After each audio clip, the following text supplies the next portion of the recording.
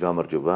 ნინო გორგოძე გახლავთ დღეს ჩვენთან ერთად. ქალბატონი ნინო 18 წლის განმავლობაში მუშაობდა თავდაცვის სამინისტროში, სხვადასხვა დეპარტამენტში, სხვადასხვა მიმართულებაზე, მაგრამ ძირითადად საერთაშორისო ურთიერთობებით იყო დაკავებული. ჩვენს პარტნიორებთან აღრმავებდა ამ ურთიერთობებს. სახელმწიფოსთვის, საქართველოსთვის მუშაობდა ის და ძალიან დიდი წვლილი აქვს შეტანილი ამ საქმეში. ქალბატონი ნინო გამოუშვეს სამსახურიდან ცოტა ხნის წინ, მას შემდეგ, რაც მან საქართველოს კონსტიტუციას და კონსტიტუციის კონკრეტულ მუხლს 78 მუხლის დასაცავად შექმნილ პეტიციაზე მოაწერა ხელი და ძალიან სამწუხაროდ არის ერთ-ერთი იმ ასობით თანამშრომელს შორის, რომელიც დარჩა სამსახურის გარეშე და საქართველოს კი დარჩა მისი პროფესიონალიზმის გარეშე. ნინო, დიდი მადლობა შენი დროისთვის, ხარ ჩვენთან ერთად და მე მინდა ვისაუბროთ იმაზე თუ რას აკეთებდი შენ ამ 18 წლის განმავლობაში და განსაკუთრებით გამოვკვეთოთ ბოლო პერიოდი, როდესაც ხელშესახები იყო ეს ურთიერთობა და თანამშრომლობა ჩვენ სტრატეგიულ პარტნიორებთან. იყო და ახლა აღმოჩნდა, რომ ჩვენ სტრატეგიული მოკავშირე აღარ გვყავს. ხო? და ანუ რას ნიშნავს სტრატეგიული მოკავშირის გარეშე დარჩენა, ამაზეც მინდა გთხოვო საუბარი. გამარჯობა. მადლობა პირველ რიგში მოწვევისთვის, დროისთვის და ინტერესისთვის. მართალია თავდაცვის სამინისტროში 18 წელი ვიმუშავე, თითქმის 18 წელი და ძირითადად ეს ჩემი საქმიანობა უკავშირდება საერთაშორისო ურთიერთობებს, ორმხრივ ურთიერთობებს პარტნიორებთან და ბოლო 8 წლის მანძილზე მთლიანად ეთმობოდა ნატო-საქართველოს ურთიერთობების განვითარებას, გაღრმავებას და ასე შემდეგ. თავდაცვის სამინისტროს თავდაცვის სამინისტრო ერთ-ერთი იმ სახელმწიფო უწყებათაგანია, სადაც საერთაშორისო ურთიერთობებს და პარტნიორებთან აქტიურ სტრატეგიულ პარტნიორობას ამერიკის შეერთებული შტატები იქნება ეს ევროპის ქვეყნები თუ საერთაშორისო ორგანიზაციები ქონდა ძალიან დიდი მნიშვნელობა პირველ რიგში ქვეყნის თავდაცვის უნარიანობის განმტკიცებისთვის, ქართული ჯარის განვითარებისთვის და ძალიან ჩემთვის ძალიან საინტერესოც იყო პირველ რიგში და გარდა იმისა, რომ ეს იყო ჩემი პროფესიული ზრდის, ჩემი საქმიანობის მთავარი მამოძრავებელი მიზანი, ამავდროულად, სრულიად გაცნობიერებული მქონდა, რომ მე ამ ჩემი საქმიანობით ძალიან დიდი წვლილი შემქონდა ისეთ მნიშვნელოვან პროცესში, რასაც ქვია საქართველოსთვის თავდაცვის უნარიანობის გაძლიერება, ჯარის განვითარება და ასე შემდეგ. შესაბამისად, ამ 18 წლის მანძილზე არ მიფიქრია ხშირად სამსახურის შეცვლაზე. და საჯარო მოხელეობა და თავდაცვის სამინისტროში მუშაობა იყო რაღაცა წმინდა მოვალეობა ჩემთვის. უფრო ესე დეტალურად რო შევეხოთ ჩემი ამ გამოცდილების რაღაც ძირითად ასპექტებს 2012 წლიდან დაახლოებით 2012 წლიდან მუშაობდი ამერიკა-საქართველოს ორმხრივი ურთიერთობების განვითარებაზე. ეს ის პერიოდია, როცა ჩვენ ქვეყანას და ამერიკას შორის უკვე გაფორმებულია სტრატეგიული პარტნიორობის ქარტია და თავდაცვის სფეროში თანამშრომლობას აქვს ძალიან დიდი წილი ამ ქარტიის ფარგლებში. რას მოიცავდა ეს ქარტია? მოდი ესეც გავიხსენოთ. ქარტია მოიცავდა თავდაცვის სფეროში თანამშრომლობის გარდა ბევრ ისეთ მიმართულებებს, როგორიც არის ხალხთა შორის ურთიერთობების განვითარება, დემოკრატიზაციის პროცესის ხელშეწყობა და ასე შემდეგ. 4 ძირითადი მიმართულება ჰქონდა ამ ქარტიას და ერთ-ერთი იყო თავდაცვის სფეროში თანამშრომლობა.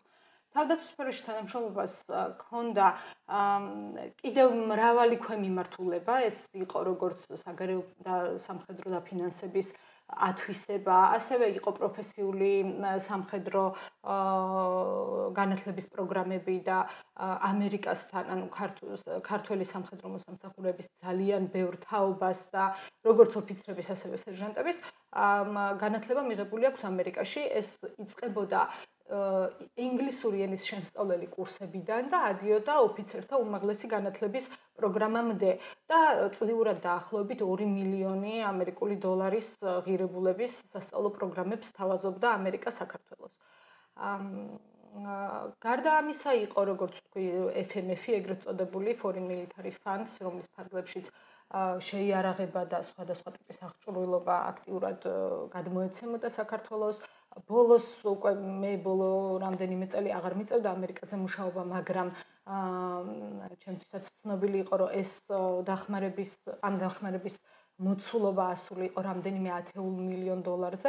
ერთობლივ სამხედრო სწავლებებს ჰქონდა ძალიან დიდი წილი ამ თანამშრომლობაში და ასევე რაც ალბათ ცალკე სასაუბრო თემაა, ეს არის ავღანეთის მისია, რომელიც 2010 წლიდან რომელშიც საქართველო აქტიურად მონაწილეობდა და ეს იყო ძალიან ბევრი მიმართულების განსაზღვრელი ფაქტორი. მათ შორის ძალიან ბუნებრივია ნატოს მისია იყო და ნატოსთან საქართველოს თანამშრომლობაში ავღანეთის მისიას აქვს რაღაცა განსაკუთრებული დატვირთვა და მნიშვნელობა და აი როცა არსებით პაკეტზე გადავალთ, მე იქაც გავავლებ პარალელს ამ საკითხზე. მოდი ამერიკას რო დავუბრუნდეთ, სანამ ნატოზე ვისაუბრებთ, მე მახსოვს მაგალითად აი ეს ვერტმფრენების პროგრამა, ხო, ცნობილი UH-1-ში, ხო, ანუ იროკეზი დღესაც დაფრინავს ქართულცაზე ეს ვერტმფრენები, როცა გადმოგცეს ამერიკელებმა. მახსოვს მაგალითად წვრთნისა და აღჭურვის პროგრამა, ხო, 64 მილიონი მახსოვს, მე რაღაცა სხვადასხვა პროგრამები ამის გამტკიცების ბოლო ძალიან მასშტაბური იყო, მე მგონი, ხო, GDRP, ანუ თავდაცვის მზადყოფნის პროგრამა, რომელიც 9 ბატალიონის გადამზადებას და აღჭურვას ასევე მოიცავდა, ხო? მახსოვს ჯაველინების გადმოცემა, განსაკუთრებით 2008 წლის შემდეგ, როდესაც ვიყავით პრაქტიკულად ბლოკადაში და არავინ იარაღს არ გვაძლევდა, როგორ მოხდა ამ ჯაველინების და თავდაცვის სხვა შესაძლებლობების მოცემა. რას დაუმატებ კიდევ რითი გვამახსოვრდება ამერიკასთან ესეთი მჭიდრო თანამშრომლობა? ანუ სწავლა აღნიშნე. კი, ანუ ეს პროცესი სწორად გვიწყება 2000-იანების დასაწყისიდან ამ წვრთნისა და აღჭურვის პროგრამით, შემდგომ იყო ერაყის მისია, შემდგომ უკვე ავღანეთი და ავღანეთის მისიისთვის ამერიკული დახმარება იყო გადამწყვეტი, ეს გადასროლის წინა სწავლებები, აღჭურვა და ასე შემდეგ და ასე შემდეგ. და GDRP-ს რაც შეეხება, ეს გარდამტეხი სხვაობა იყო ავღანეთის მისიის შემდგომ GDRP-ს პროგრამაზე გადასვლასთან დაკავშირებით, ანუ GDRP-ს თავარი მისია იყო ტერიტორიული თავდაცვისთვის საქართველოს შეიარაღებული ძალების მომზადება. თუკი მანამდე ამერიკული დახმარება ავღანეთის მისიის ფარგლებში ეხებოდა საერთაშორისო მისიაში საქართველოს ჯარისკაცების ეფექტური მონაწილეობისთვის დახმარებას და ეს იყო მისიისთვის ორიენტირებული გამოცდილებების და ცოდნის მიცემა ჯარისკაცებისთვის. GDRP უშუალოდ ქართული გამოწვევების, ქართულ საფრთხეებზე ეფექტურად გამკლავებისთვის ამზადებდა თავდაცვის ძალებს და ეს იყო ძალიან მნიშვნელოვანი. შემდგომ უკვე GDRP-ს მოყვა ეგრეთ წოდებული JEDI პროგრამა, რომელიც უფრო ინსტიტუციურ დონეზე ქართული ჯარის გამართვას, ქართულ თავდაცვის სისტემის გამართვას გულისხმობდა და JEDI-ს აქვს მთელი რიგი მიმართულებები, რომელიც დღემდე მოქმედებს. ჩემი ინფორმაციით რაღაცები შეიკვეცა, რაღაცები შენელდა, ეს პროცესები ბუნებრივია პოლიტიკისგან სრულიად იზოლირებული ვერ იქნება და არსებულმა ვითარებამ ამაზე გავლენა იქონია, თუმცა JEDI-ს პროგრამა იყო ძალიან მნიშვნელოვანი და არის დღემდე ძალიან მნიშვნელოვანი, რაც თავდაცვის ძალებს ეხმარება იმ მაგალითად რესურსების მართვის სისტემის გაუმჯობესებაში და გამართვაში, პერსონალის მართვის სისტემის გაუმჯობესებაში, მმართველი რგოლის, ეგრეთ წოდებული mission command-ის პრინციპების დანერგვაში და ასე შემდეგ. ძალიან ბევრი საინტერესო მიმართულებაა მოკლედ JEDI-ს ფარგლებში, რაც დღეს წარმოადგენს ამერიკა საქართველოს თავდაცვის თანამშრომლობის ყველაზე მსხვილ პროგრამას, ესე ვთქვათ. გარდა ამისა იყო შეიარაღების შესყიდვის პროგრამები, ჯაველინების გადმოცემა იყო ყველაზე მსხვილი და მნიშვნელოვანი, მაგრამ გარდა ამისა იყო შედარებით უფრო ესეთი როგორც M4-ების, M240-ების პროგრამა, ტყვია-წამლის გადმოცემის პროექტები და ძალიან ბევრი მნიშვნელოვანი პროექტი. ასევე მახსენდება იყო ერთი პროექტი ვერტმფრენების ფლოტის მოდერნიზაციის, თუმცა შემდგომ ეს რაღაცნაირად შეიცვალა, ჩანაცვლდა 2015-16 წლებში, მოკლედ ვერტმფრენების მოდერნიზაციის თემა ჩაანაცვლა სხვა პროგრამამ და აღარ განვითარდა, მაგრამ ახლა დღესდღეობით ნატო საქართველოს არსებითი პაკეტის ჰქონდა ერთ-ერთი ეს ავიაციის მიმართულება, რაც გულისხმობდა ამერიკული UH-ების მოდერნიზებას და სათადარიგო ნაწილებით მომარაგებას და ანუ არსებული შესაძლებლობების ოპტიმიზაციას იმისთვის, რომ სატრანსპორტო ავიაცია მეტნაკლებად მოქმედი ყოფილიყო თავდაცვის ძალებში. როდის შეიცვალა ეს ყველაფერი? სანამ შეცვლამდე მივალთ, ასევე მინდა ვახსენო ის, რომ ნატოსთან თანამშრომლობის ფარგლებში არსებული პროგრამები, პრაქტიკული მექანიზმები, ამერიკასთან თანამშრომლობის პროგრამები, ევროპულ ქვეყნებთან თანამშრომლობის პროგრამები, ეს ყველაფერი იმდენად ურთიერთშემავსებელი იყო, რომ საერთო სურათში ძალიან დიდ დახმარებას უწევდა საქართველოს თავდაცვის სისტემას და არა მხოლოდ თავდაცვის სისტემას, უფრო ფართო უსაფრთხოების სექტორსაც მოიცავდა. ამ პროცესების შენელება, ბოდიში, მაშინ ჩაგიკითხებ, როგორ მუშაობდა ეს ყველაფერი პარტნიორებთან, ხო? აი მაგალითად, პირობითად შეერთებულ შტატებს ჰქონდა აღებული გარკვეული პრიორიტეტული მიმართულებები. თურქეთს მაგალითად სხვა, ბრიტანეთს სხვა. აი ეს როგორ მუშაობდა? ნუ ეს ერთმანეთს ავსებდნენ თუ რაღაცა გადაფარვაც ხდებოდა თუ აი როგორ იყო? ავსებდნენ, მეტნაკლებად ხშირად იყო გადაფარვის მომენტებიც, მაგრამ ოპტიმიზაცია თავდაცვის სამინისტროს საერთაშორისო ურთიერთობების დეპარტამენტის და ამ დეპარტამენტში შემავალი სხვადასხვა ერთეულების მთავარი მიზანი იყო ზუსტად ეს კოორდინაცია და რესურსების ეფექტური გამოყენება ჩვენი პარტნიორების. და ამას ასევე ემატებოდა ქართული უწყებათა შორისი კოორდინაციაც. რადგანაც ისეთი მნიშვნელოვანი მიმართულებები, როგორც მაგალითად კრიზისებზე რეაგირება, შინაგან საქმეთა სამინისტროს მთელი რიგი ქვედანაყოფების შესაძლებლობების განვითარება და სხვადასხვა უნდა ყოფილიყო და გარკვეულწილად იყო კიდეც და კოორდინირებული ეროვნული უსაფრთხოების საბჭოს დონეზე.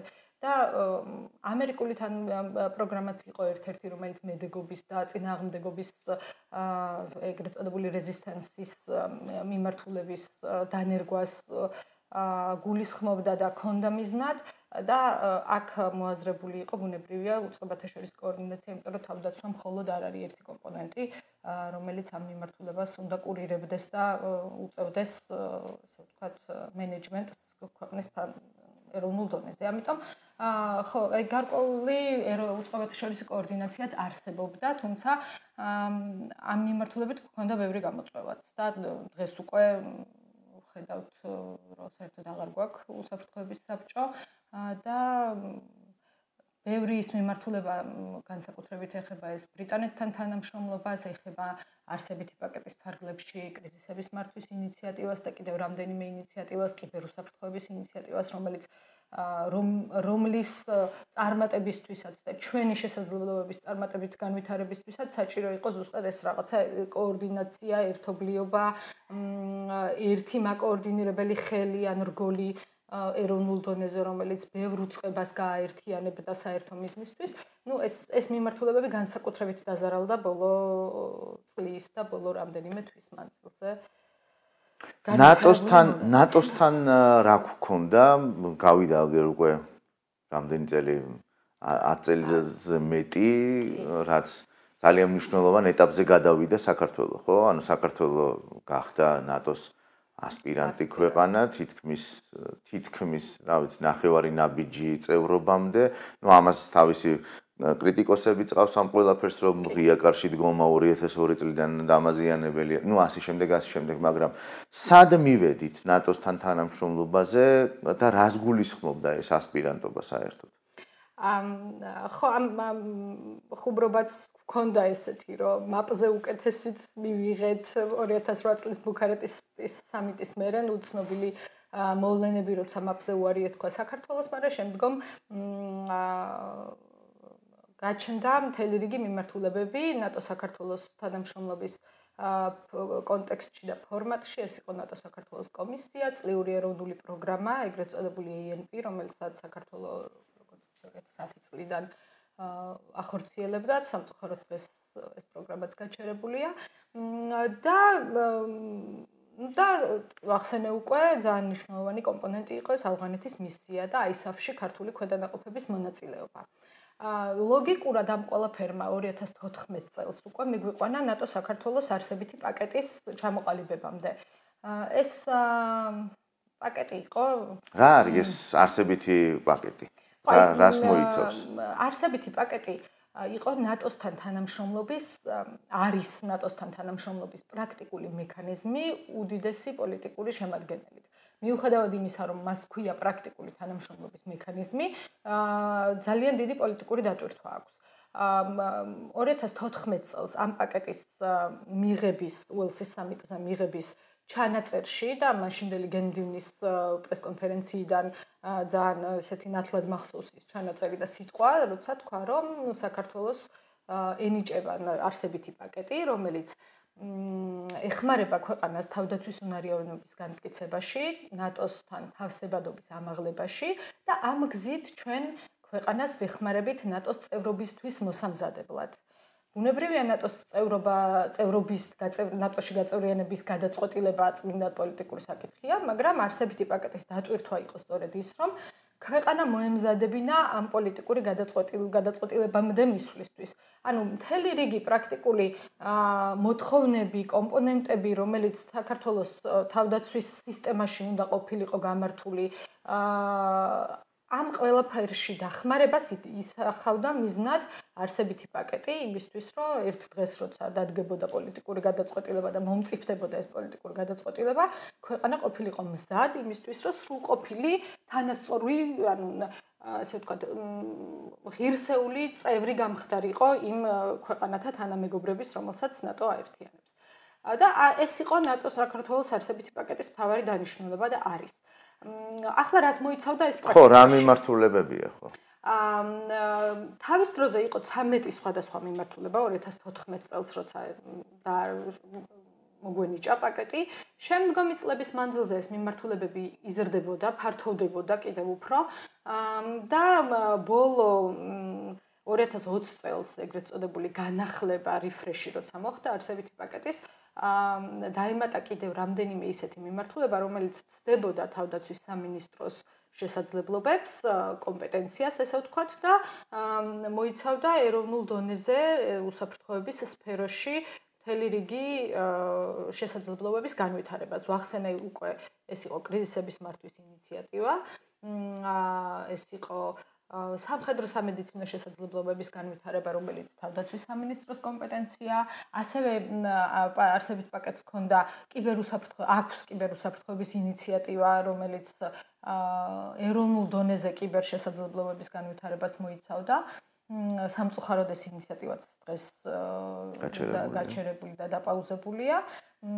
ასევე გაჩერებული და დაპაუზებულია კრიზისების მართვის ინიციატივა. დანია ხელმძღვანელობდა ამ ინიციატივას და ეს გულისხმობდა ეროვნულ დონეზე სამოქალაქო კრიზისების დროს, მარტივიერით რო ვთქვათ, ხშირია ჩვენ ქვეყანაში წყალდიდობა, მეწყერი, ხანძრები და ასე შემდეგ, რომლის ანუ ამ მსგავსი ტიპის კრიზისების ეფექტურად მართვისთვის დანიის სამეფო ძალიან აქტიურად ეხმარებოდა ქართულ უწყებებს. ეს იყო ეროვნული გვარდია თავდაცვის სამინისტროს შემადგენლობაში, იყო საგანგებო სიტუაციების მართვის სამსახური და ეროვნული უსაფრთხოების საბჭო, რომელსაც უნდა ჰქონოდა ეროვნულ სტრატეგიულ დონეზე კრიზისების მართვის შესაძლებლობა. სამწუხაროდ ეს ინიციატივაც დღეს გაჩერებულია. ასევე არსებითი პაკეტის შემადგენლობაში ჰქონდა საზღვაო უსაფრთხოების ინიციატივა. უნდა მეკითხა მეც კი. კი და გამომდინარე იქიდან, რომ ჩვენ საზღვაო ძალები აღარ გვყავს 2008 წლის მერე, ამ ინიციატივის ფარგლებში დახმარების მთავარი მიმღები იყო შინაგან საქმეთა სამინისტროს სასაზღვრო პოლიციის დეპარტამენტი. და ერთი ძალიან საინტერესო პროექტი ჰქონდა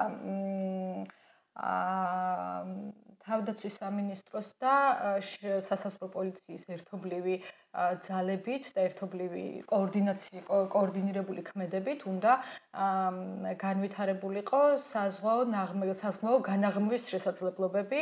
ეს პრობლემა განსაკუთრებით აქტიურად დადგა რუსეთის უკრაინის შეჭრის შემდეგ. კი, და როცა ეს ეგრეთ წოდებული მოტივტივე ნაღმებით გაივსო შავი ზღვა, ჩვენთანაც საქართველოსაც ჰქონდა ერთი ესეთი შემთხვევა, როცა ბათუმთან ახლოს აფეთქდა ეს მოტივტივე ნაღმი, უფრო ბევრი მსგავსი შემთხვევები დაფიქსირდა თურქეთში და ბულგარეთში და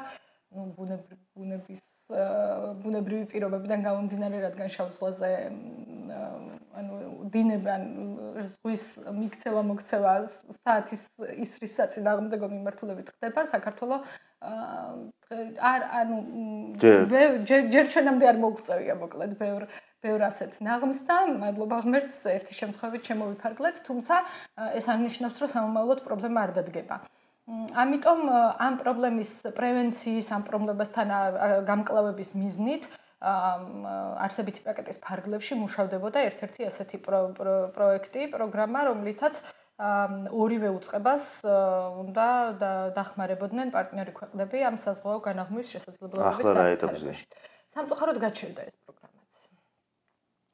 ეს პროგრამაც. რამდენიმე ევროპულმა ქვეყანამ ამ ქვეყანაში არსებული პოლიტიკური ვითარებიდან გამომდინარე მიიღო გადაწყვეტილება, რომ დროებით გაეჩერებინა დახმარება და ერთ-ერთი იყო ეს ინიციატივა, დანიის მიერ კრიზისების მართვის ინიციატივა, ბრიტანეთმა გააჩერა სტრატეგიული კომუნიკაციების ინიციატივა, რომელიც ასევე ძალიან მნიშვნელოვანი იყო დღეს, როცა დეзинფორმაცია და დეзинფორმაციის წინააღმდეგ ბრძოლა და ეს რუსული პროპაგანდის წინააღმდეგ ბრძოლა ქვეყანას სასიცოცხლოდ ჭირდება, სამწუხაროდ ეს მიმართულებაც დროებით, ესე ვთქვათ, დავკარგეთ და დახმარება დროებით შეჩერებულია.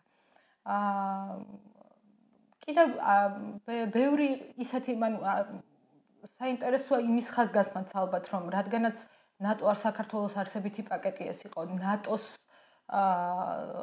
მიერ საქართველოსთვის შესაძლებლობების განვითარებაში დახმარების მთელი პროცესი, უნდა ვთქვათ ისიც, რომ პაკეტი არ მოიცავდა რაღაცა ლეტალური შეიარაღების გადმოცემას და ეს ნატოს როგორც ორგანიზაციის შეზღუდვიდან გამომდინარე არ ხვდებოდა ამ ჩვენი თანამშრომლობის სფეროში. თუმცა არანაკლებ მნიშვნელოვანი და მე ვიტყოდი კიდევ უფრო მეტად მნიშვნელოვანი ვიდრე უბრალოდ შეიარაღების გადმოცემა არის შესაძლებლობების განვითარება თავდაცვის სამინისტროს და არამხოლოდ თავდაცვის სამინისტროს თანამშრომლებისთვის და ამისთვის არსებითი პაკეტის ფარგლებში მისი დაარსებიდან გასულ წლამდე ვაწარმოებდით ამ სტატისტიკას და იმიტომ ამბობ, მე ვიყავი პირადად ჩართული და ამიტომ ზუსტად ვიცი ეს ციფრი, 100-ზე მეტ ნატოელ ექსპერტს უმუშავია ქართველ კოლეგებთან ერთად. 100-ზე მეტი იყო ეს ციფრი. აი, რას ნიშნავს რომ აუხსნათ ახლა რიგით მოქალაქეს, რას ნიშნავს ნატოელი ექსპერტების მუშაობა საქართველოში? რა ცოდნას უზიარებენ ისინი და რითი არიან მაგალითად ის ქართველი ჩინოვნიკები, საჯარო მოხელეები თუ სამხედრო მოსამსახურეები გამორჩეული, ასე ვთქვათ, სხვა დანარჩენებისგან? ძალიან, ეს არის ალბათ ყველაზე გრძელვადიანი, ყველაზე, ისე ვთქვათ, არა თვალშისაცემი, მაგრამ ძალიან მნიშვნელოვანი დახმარება, რომელსაც ეს ექსპერტები ჩვენს ჯარისკაცებს, ოფიცრებს და სამოქალაქო პირებს აძლევდნენ და უზიარებდნენ. ეს ეხებოდა მთლიანად სისტემური პროცესის შესწავლას, ინსტიტუციურ განვითარებას. მაგალითისთვის შემიძლია მოვიყვანო ბოლო პერიოდში, აი ხა რამდენიმე დღის წინ ნიუსიც იდო თავდაცვის სამინისტროს ვებგვერდზე, როცა ქართულმა სამედიცინო ქვედანაყოფმა სრულყოფილად დანერგა ნატოს ეგრეთ წოდებული ესეთი მობილური სამედიცინო ჯგუფის შესაძლებლობები და ყავს საქართველოში თავდაცვის ძალებში სამხედრო სამედიცინო ქვედანაყოფი, რომელიც ნებისმიერ საერთაშორისო მისიაში ჩაერთვება სრულიად ნატოს სტანდარტების შესაბამისი ცოდნით, გამოცდილებით და აღჭურვილობით. და ეს ბუნებრივი არ მოდის მხოლოდ სამედიცინო აღჭურვილობის შესყიდვით. ამას სჭირდება ძალიან ხანგრძლივი მუშაობა იმისთვის, რომ სამედიცინო ოფიცერმა თუ ჯარისკაცმა შეძლოს იმ პროტოკოლების და იმ სტანდარტების მიხედვით ოპერირება ველზე, როგორც ამას აკეთებენ ნატოს სამხედროები, ნატოს წევრი ქვეყნების. და ეს იყო არის ძალიან წარმატებული პროექტი, გერმანია და ჰოლანდია ხელმძღვანელობენ ამ პროექტს და ჯერ კიდევ მიმდინარეა და გულისხმობს, რომ საქართველოს თავდაცვის ძალებში ყველა ბრიგადას ყავდეს ერთი მობილური ქვედანაყოფი, რომელიც სრულყოფილად შეძლებს პირველადი სამედიცინო დახმარების გაწევას საჭიროების შემთხვევაში. და ანუ ეს ერთ-ერთი მაგალითია იმისი, როგორ შეიძლება თავდაცვის ძალებში ვითარდებოდეს შესაძლებლობები, რომელიც საჭიროების შემთხვევაში პრაქტიკაში არის გადამწყვეტი ხშირ შემთხვევაში. ანუ ეს არის კვალიფიკაცია, ეს არის განათლება, ეს არის ფუნდამენტური ცოდნა, ეს არის ის, რაც გამოარჩევს მაგალითად ქართველ ჯარისკაცს სხვა დანარჩენი არა ნატოს წევრი სახელმწიფოებისგან, სადაც არ არის ისე განვითარებული მედიცინა თუ სხვა მიმართულება, ხო, რომელიც აი ბოდი შეგაწყვეტინე ძალიან ისეთი პრაგმატული და ფინანსური კუთხითაც რო შევხედოთ, საკმაოდ დიდ ფინანსურ ხარჯებთან არის დაკავშირებული, თუნდაც ერთი ჯარისკაცის ქვეყნის გარეთ გაგზავნა რამდენიმე თვით, რომელიმე პარტნიორი ქვეყნის თავდაცვის ძალებში მივლინება და მისთვის პროცესზე დაკვირვება, კვალიფიკაციის მიცემა, რაღაც გამოცდილების გაზიარება და სრულყოფილად პრაქტიკული ცოდნით აღჭურვა. ნატოს ექსპერტების დახმარების ეფექტურობა ზუსტად ეს იყო, ანუ ქვეყანაში ჩამოდიან და რამდენიმე თვის მანძილზე, ხშირად წლების მანძილზეც რჩებიან მუდმივად როტაციის პრინციპით ქვეყანაში და უშუალოდ მუშაობენ თავდაცვის ძალებთან იმისთვის, რომ ეს შესაძლებლობები განვითარდეს. და ამ შემთხვევაში საქართველოს ბიუჯეტზე ეს პრაქტიკულად არ აისახება, ხო? ბიუჯეტზე მინიმალურად აისახება ეს, რაც შეიძლება გამოიხატებოდეს ამ ხალხის ლოგისტიკური, ანუ ექსპერტების ლოგისტიკური მხარდაჭერით, რაღაც საოფისე სივრცის მიცემით, სატრანსპორტო საშუალებით უზრუნველყოფით და ასე შემდეგ, მაგრამ გაცილებით დიდია ის სარგებელი, რომელიც ამ ხალხის საქართველოში ყოფნას გააჩნია. პრაქტიკული თვალსაზრისითაც და მე ვიტყოდი, რომ პოლიტიკური თვალსაზრისითაც, იმიტომ რომ როცა ქვეყანაში იყო, ანუ როცა აქტიური და ყველაზე ესე ვთქვათ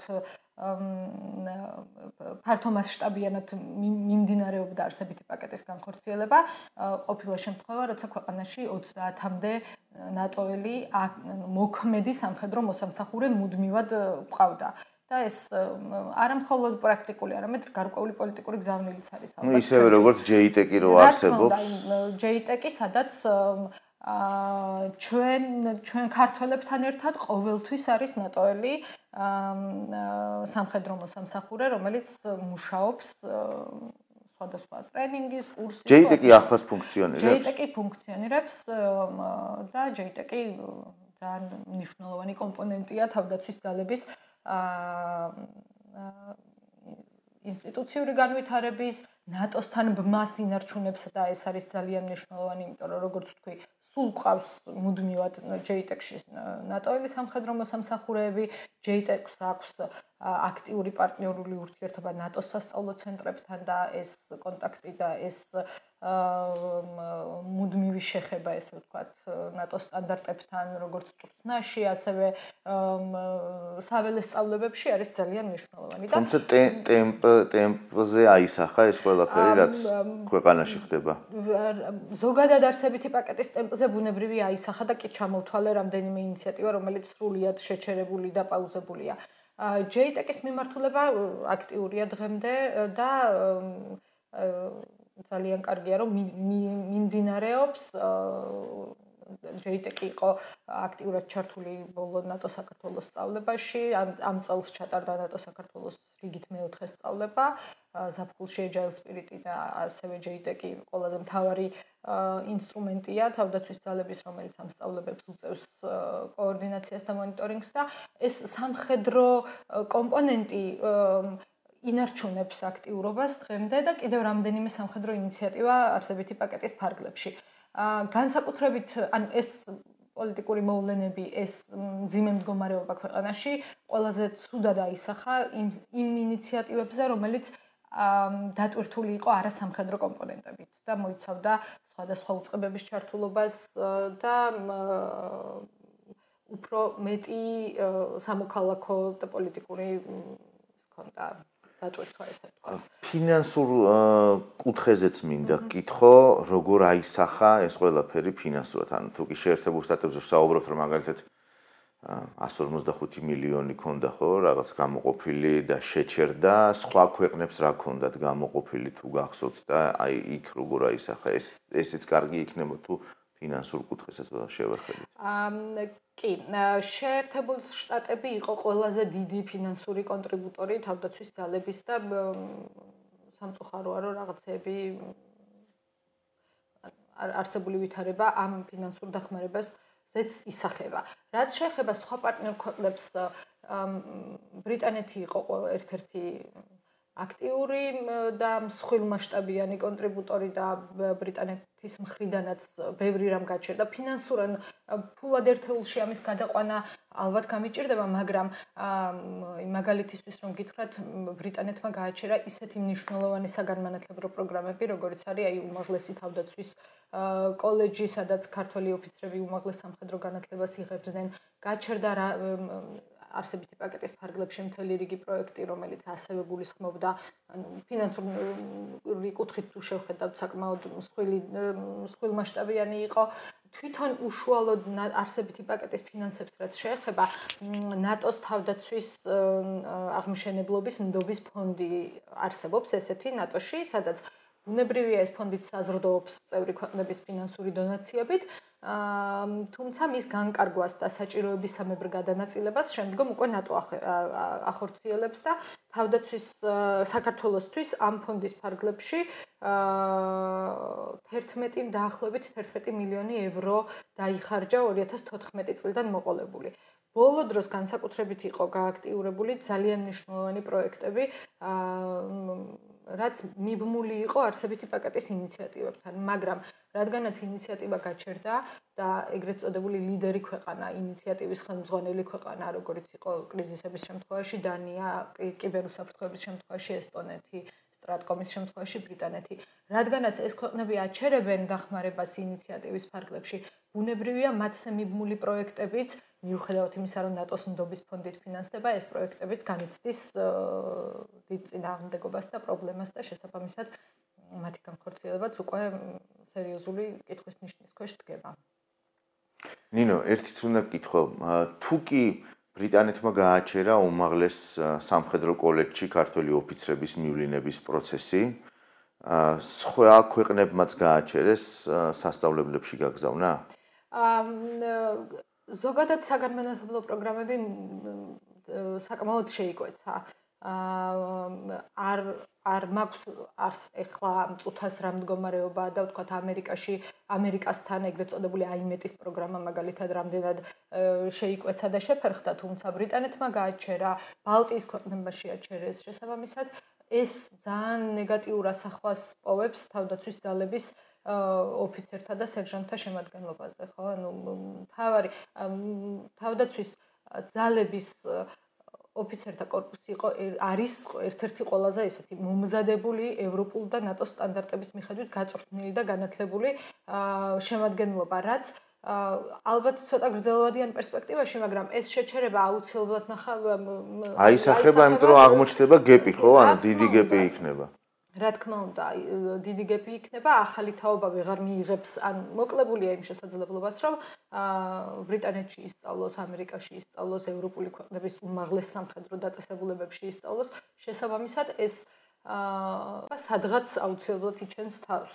შეიძლება არა დღეს და არა ხვალ, მაგრამ ცოცხალი ორგანიზმია ხო ჯარიც, როტაცია ხდება, შესაბამისად საბოლოოდ განათლებასთან ერთად უნდა გკითხო, რომ მოკავშირეებთან, განსაკუთრებით სტრატეგიულ მოკავშირეებთან და ზოგადად მეგობრებთან ურთიერთობების ეს გაციება და შეჩერება განათლების გარდა კიდევ როგორ შეიძლება რომ აისახოს. ანუ იდეაში რას ვკარგავთ აი ამ მოცემულობაში, თუ შეგიძლია მითხრა შენი მიმართულება. დანაკარგს აქვს ორივე განზომილება, პრაქტიკულიც და პოლიტიკურიც. პოლიტიკური კუთხით თუ შევხედავთ, ბუნებრივია საქართველოს თავდაცვის ძალები, თავდაცვის სისტემა, უსაფრთხოების სექტორი აღარ მოიხსენიება, აღარ განიხილება იმ ჭრილში, როცა ნატოს და ევროკავშირის და ამერიკის შეერთებული შტატების საქართველო იყო მოწინავე ქვეყანა რეგიონში ამ მიმართულებით. შემიძლია გავიხსენო ნატო საქართველოს არსებითი პაკეტის ფარგლებში, მაგალითად მოლდოველ სამხედრო მოსამსახურეებთან ძალიან ხშირად გქონდა ეს გამოცდილების გაზიარების მცირე პროგრამები, პროექტები.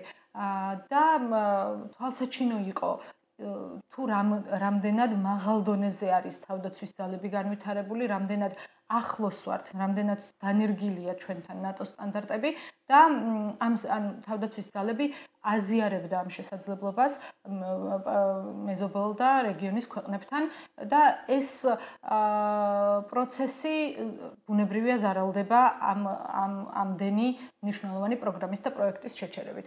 რაც შეეხება პრაქტიკულ განზომილებას, პრაქტიკული განზომილება კიდევ უფრო გულდასაწყვეტია, ესე ვთქვათ, და ძალიან ცუდად მოქმედებს შესაძლებლობებზე, თავდაცვის ძალების შესაძლებლობებზე, რადგანაც ჩერდება ისეთი მნიშვნელოვანი პროგრამები, რომელიც არამხოლოდ გრძელვადიან პერსპექტივაში, არამედ უახლოეს მომავალშიც კი დააზარალებს თავდაცვის ძალების მზადყოფნის დონეს, მომზადების დონეს და ასე შემდეგ და ანუ უკვე ახლა ვხედავთ პრინციპში ამ შედეგებს, ხო? რა თქმა უნდა, ვხედავთ ამ შედეგებს, ბევრი შეჩერებული პროექტი, ბევრი შეჩერებული პროგრამა ნიშნავს იმას, რომ უფრო ცოტა ჯარისკაცი ემზადება, უფრო ცოტა ოფიცერი იღებს განათლებას, უფრო ნაკლები რაოდენობის სამხედრო სწავლება ტარდება, უფრო გაცვლითი პროგრამები აღარ მცირდება მისი მასშტაბები. ეს ყველაფერი ბუნებრივია ურტყამს ჩვენი ქვეყნის შესაძლებლობებს. ასევე შემიძლია გავიხსენო ისევ არსებითი პაკეტის ფარგლებში ძალიან აქტიური იყო სპეციალური ოპერაციების ძალების პროგრამა, რომელსაც პოლონეთი ინიციატივა, რომელსაც პოლონეთი ხელმძღვანელობს და სამხედრო პოლიციის ინიციატივა, რომელსაც ასევე პოლონეთი ხელმძღვანელობდა. სამხედრო პოლიციის ინიციატივა მნიშვნელოვნად შეფერხდა ბოლო პერიოდში და სპეციალური ოპერაციების ძალების ინიციატივა მოქმედია, თუმცა იქაც არსებობს შეფერხებები. და რას მინდა ასევე ხაზი გავუსვა, ეს ინიციატივები თავდაცვის ძალების შესაძლებლობებს ბუნებრივია ავითარებს, ამავდროულად ხელს უწყობს ინსტიტუციურად ნატოსთან დაახლოვებას. მაგალითად, სპეციალური ოპერაციების ძალების და ნატოს სპეციალური ოპერაციების სარდლობას შორის აქტიური კონტაქტები მიმდინარეობს ინიციატივის ფარგლებში.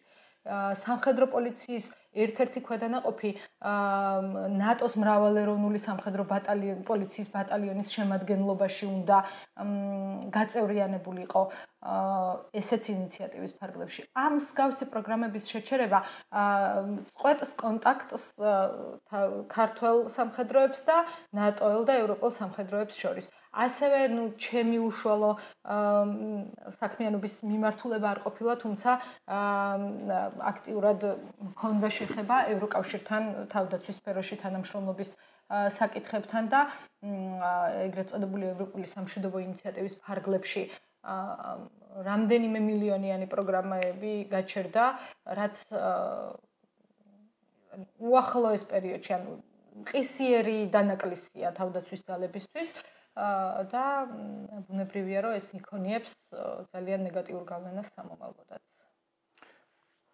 კეთილი ნინო, ძალიან დიდი მადლობა, ძალიან ისეთი შავი ღრუბელია რეალურად, ხო? და ამას დაჭირდება ბევრი რესურსი და ბევრი დრო, რომ ძალიან ცუდი, ანუ უკვე აშენებული დანგრევა ბევრად უფრო სწრაფად ხდება, ვიდრე შემდეგ ამ დანგრეულის ისევ აღდგენა და ეს ყველაზე ცუდი პერსპექტივაა, რომ ურთიერთობების ახალი ეტაპიდან დაწყებას, ახალი ნიშნულიდან დაწყებას და აღდგენას დაჭირდება დიდი რესურსი და დიდი დრო და სამწუხაროა, რომ კარგავს ქვეყანა ამ შესაძლებლობებს და შემდეგ უკვე ბევრი რესურსის დახარჯვა მოგვიწევს იმისთვის, რომ სადაც გავჩერდით, ისევ იმ ადგილას მივიდეთ. და მაინც კითხავს სულ ბოლოს აი ეს შეფასება, ჩვენ დავკარგეთ ნდობა პარტნიორების, ხო? ანუ ცალსა თუ კი ვიყავით ყველაზე საიმედო პარტნიორი, აღარავინ აღარ განღვიხილავს, როგორც სანდოს. აი ამ ნდობას რა ეშველება, ამ ნდობის აღდგენას, ჩვენი იმ პოლიტიკური რეპუტაციის აღდგენას რა დრო დაჭირდება? პოლიტიკური რეპუტაციის აღდგენა ძნელია თქვა რა დრო დაჭირდება, მაგრამ ფაქტია, რომ დაჭირდება უდიდესი ძალისხმევა. მე ძალიან დიდ იმედს ვიტოვებ, რომ სამხედროებს შორის ეგრეთ წოდებული mil-to-mil კონტაქტები, რომელიც დღემდე ცოცხალია, ამ კონტაქტებს უფრო მარტივად აღვადგენთ და უფრო მარტივად ავიყვანთ სულ ნიშნულზე და ამაში წვლილი ბუნებრივია ექნება იმ წარსულ გამოცდილებას, იმ ერთად დაღვრილ სისხლს, რაც ავღანეთში ჩვენმა სამხედროებმა გაიღეს და ეს იმედს ვიტოვებ, რომ უფრო მარტივად დასაძლევი პრობლემა იქნება, ვიდრე ის პოლიტიკური რეპუტაცია, რაც გავაცამტვერეთ ამ ბოლო ხანებში. ჩვენ არა, ვინც. ნინო, დიდი მადლობა, ნინო გორგოძე იყო დღეს ჩვენთან ერთად. მადლობა მას.